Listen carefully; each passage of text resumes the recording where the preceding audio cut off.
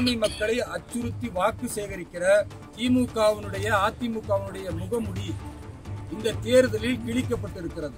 சிறுபான்மை சமூகத்தை கல்வி பொருளாதாரத்தில் தொடர்ந்து பின்தங்க வைக்கக்கூடிய திமுகவும் அதிமுகவும் இந்த பாராளுமன்ற தேர்தலில் சிறுபான்மை சமூகத்தை ஒதுக்கி இருக்கிறது என்பது இந்த இஸ்லாமிய கிறிஸ்துவ மக்கள் புரிந்து கொள்ள வேண்டும்.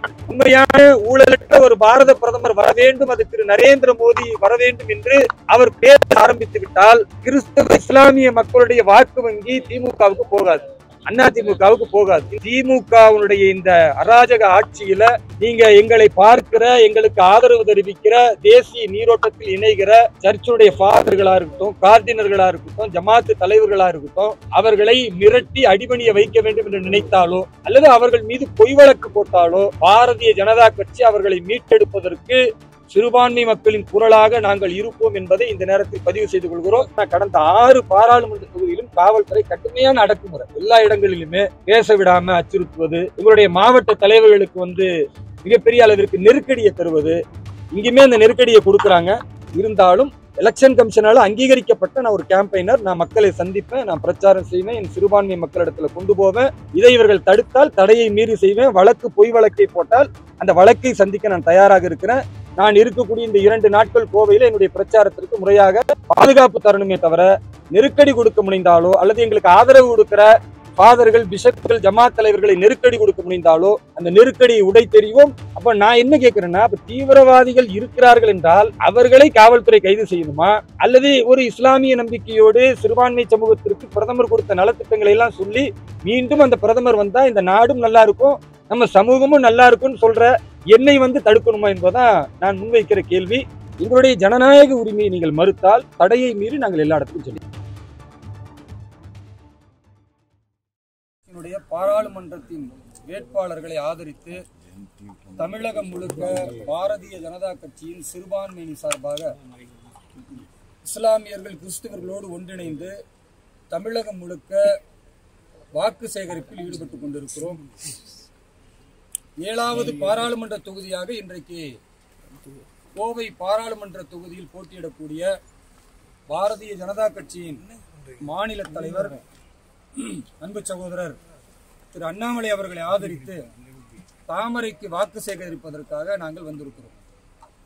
பாரதிய ஜனதா கட்சி என்றாலே இஸ்லாமிய சமூகத்திற்கும் கிறிஸ்துவ சமூகத்திற்கும் எதிரானது என்கிற ஒரு போலி பிம்பத்தை கட்டமைத்து அதன் மூலம் சிறுபான்மை மக்களை அச்சுறுத்தி வாக்கு சேகரிக்கிற திமுகவினுடைய அதிமுகவினுடைய முகமுடி இந்த தேர்தலில் கிழிக்கப்பட்டிருக்கிறது. சிறுபான்மை சமூகத்தின் காவலனாக வேடம் போடும் ஐயா ஸ்டாலின் அவர்கள் 21 தொகுதிகளில் திமுகவுடைய வேட்பாளரை அறிவித்தார். அதுல ஒருவர் கூட இஸ்லாமியர் இல்ல, அதுல ஒருவர் கூட கிறிஸ்துவர் கிடையாது. அதே போன்று பாரதிய ஜனதா கட்சியிலிருந்து நாங்கள் பிரிவதற்கு காரணமே சிறுபான்மை மக்களை நாங்கள் ஆதரிப்பதற்காகத்தான் என்று ஒரு போலி பிம்பத்தை கட்டமைத்த ஐயா எடப்பாடி பழனிசாமி அவர்கள் 33 தொகுதியில அதிமுகவுடைய வேட்பாளரை அறிவித்தார். அதுல ஒரே ஒரு இஸ்லாமியருக்கு கூட இடம் தரல. இதுதான் இவர்களுடைய லட்சணம். ஆனா பாரதிய ஜனதா கட்சி 20 பாராளுமன்ற உறுப்பினர்களுக்கான வேட்பாளரை அறிவித்தது தமிழகத்தில். அதுல ஒரு சிறுபான்மை சமூகத்தை சார்ந்த பால் கனகராஜ் என்கிற கிறிஸ்துவருக்கு வாய்ப்பளித்திருக்கிறோம். அது மட்டுமல்லாம நம்ம அண்டை மாநிலம், இந்த கோவைக்கு பக்கத்தில் இருக்கிற அண்டை மாநிலம் கேரளா, அதுலயும் 20 பாராளுமன்ற தொகுதிக்கான வேட்பாளரை அறிவித்திருக்கிறோம். அதுல ஒரு இஸ்லாமியருக்கும் ஒரு கிறிஸ்துவருக்கும் நாங்கள் வாய்ப்பளித்திருக்கிறோம்.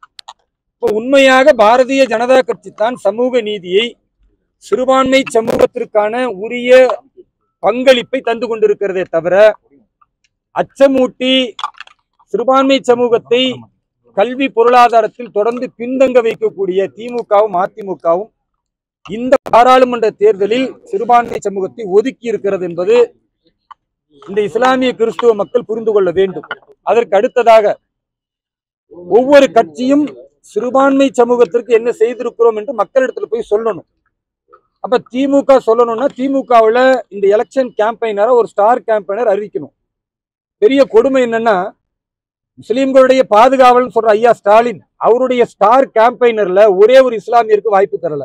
இஸ்லாமியர்களுக்காக நாங்கள் பாஜகவை எதிர்க்கிறோம் என்று வேடம் போடுகிற ஐயா ஸ்டாலின் அவர்களும் அதே போன்று ஐயா எடப்பாடி பழனிசாமி அவர்களும் அவங்க அதிமுகவில் ஒரு ஸ்டார் கேம்பெயினர் கூட இஸ்லாமியர் கிடையாது. ஆனா யார் இஸ்லாமியர்களுக்கு எதிரானவர்கள் ஒரு போலி பிம்பத்தை கட்டமைக்கிறார்களோ அந்த பாரதிய ஜனதா கட்சியில இன்றைக்கு தமிழகத்தில் ஒரு ஸ்டார் கேம்பெயினரா, நட்சத்திர பேச்சாளராக பாரத பிரதமர் திரு நரேந்திர மோடி அவர்கள் 10 ஆண்டு காலத்தில் சிறுபான்மை மக்களுக்கு எத்தனை நலத்திட்டங்களை கொடுத்திருக்கிறார், கல்வி மற்றும் பொருளாதார முன்னேற்றத்தில் இன்றைக்கு எவ்வளவு சிறப்பாக இருக்கிறார்கள், பாதுகாப்பு எப்படி இருக்கிறது, சிறுபான்மை சமூகத்தினுடைய முன்னேற்றம் எவ்வாறு இருக்கிறது என்பதை பேசுவதற்கான ஒரு வாய்ப்பை எங்களுக்கு அளித்து இன்றைக்கு தமிழகம் முழுக்க பிரச்சாரம் செய்கிறோம். இந்திய அளவில் முன்னாள் மத்திய அமைச்சர்களுக்கு கொடுத்த அந்த அந்தஸ்தை, இன்றைக்கு இருக்கக்கூடிய மிக முக்கியமானவர்களுக்கு கொடுக்கக்கூடிய அந்த அந்தஸ்தை ஒரு இஸ்லாமியராக பாரதிய ஜனதா கட்சிக்காக உழைக்கக்கூடிய எங்களை போன்றவருக்கு வாய்ப்பளிக்கிறது என்றால் இதுதான் உண்மையான பிரதிநிதித்துவம். அதை பாரதிய ஜனதா கட்சி அளிக்கிறது. இதெல்லாம் பொறுத்து கொள்ள முடியாத திமுக இப்ப என்ன வேலையில இறங்கி இருக்கிறாங்கன்னா, பாரதிய ஜனதா கட்சியை ஆதரிக்கிற கிறிஸ்துவ மத குருமார்கள், பாதிரிகள், அதே மாதிரி இஸ்லாமிய ஜமாத் தலைவர்கள், அவர்களை நாங்க சந்திச்சு பேசினா அவர்களை மிரட்டுறது, ஒரு பக்கம் காவல்துறையை வைத்து மிரட்டுவது, ஒரு பக்கம் அந்த ஊர்ல உள்ள எம்எல்ஏ எம்பிக்களை வைத்து மிரட்டுவது தொடர்கிறது.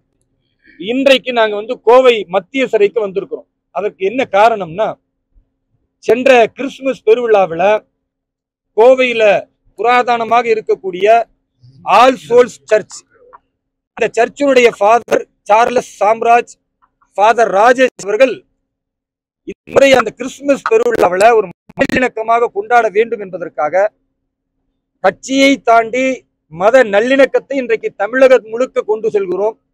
அதனால் இஸ்லாமியர்களின் ஒரு தலைவராக என்னை அழைத்தார். அதே போன்று ஒரு இந்து மதத்தினுடைய மதகுருவாக ஒருவரை அழைத்திருந்தார். இவங்க 2 பேரையும் அழைத்து கிறிஸ்துமஸ் பெருவிழாவில் ஒரு மத நல்லிணக்க விழாவாக அவர் கொண்டாடினார். அந்த சர்ச் மட்டுமில்ல, கோவை மாநகரத்தில் உள்ள அத்தனை சிறுபான்மை மக்கள் கிறிஸ்தவர்கள் இதை வரவேற்றார்கள். ஏன்னா நமக்குள்ள பிரிவுகளை ஏற்படுத்துற சதி செயலை திமுகவும் அதிமுகவும் பண்ணும் பொழுது நம்ம எல்லாம் ஒரு தாய் மக்கள், நம்ம எல்லாம் பாரத தாய் பிள்ளைகள் என்ற ஒரு நல்ல நோக்கத்துல அவர் ஒன்று கூட்டி இப்படி செய்தார். இது திமுகவுடைய அரசுக்கு பிடிக்கல. அவரை எப்படியாவது பொய் வழக்கு போட்டு கைது செய்ய வேண்டும். அப்படி கைது செய்யாவிட்டால் கிறிஸ்துவ மக்களுடைய நம்பிக்கையை பெற்ற அவர், தன்னுடைய வாழ்க்கையை கிறிஸ்துவத்திற்காக அர்ப்பணித்த அவர், உண்மையான ஊழலற்ற ஒரு பாரத பிரதமர் வர வேண்டும், அது திரு நரேந்திர மோடி வர வேண்டும் என்று அவர் பேச ஆரம்பித்து விட்டால் கிறிஸ்தவ இஸ்லாமிய மக்களுடைய வாக்கு வங்கி திமுகவுக்கு போகாது, அதிமுகவுக்கு போகாது. இந்த பயம் வந்ததனால உடனடியாக அவர் மீது பொய் வழக்கு போட்டு அவர் கைது செய்யப்பட்டிருக்கிறார்.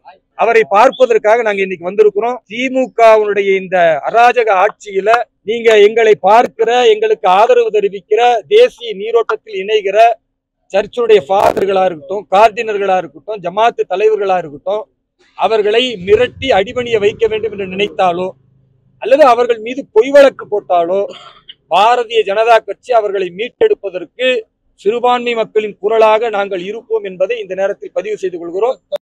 நாங்க அவரை போய் இன்னைக்கு பார்க்கிறோம்.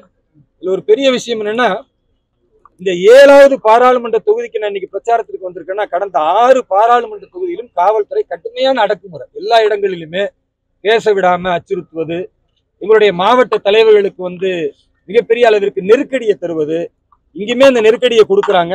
இருந்தாலும் எலெக்ஷன் கமிஷனால அங்கீகரிக்கப்பட்ட நான் ஒரு கேம்பெயினர், நான் மக்களை சந்திப்பேன், நான் பிரச்சாரம் செய்வேன், என் சிறுபான்மை மக்களிடத்துல கொண்டு போவேன். இதை இவர்கள் தடுத்தால் தடையை மீறி செய்வேன். பொய் வழக்கை போட்டால் அந்த வழக்கை சந்திக்க நான் தயாராக இருக்கிறேன்.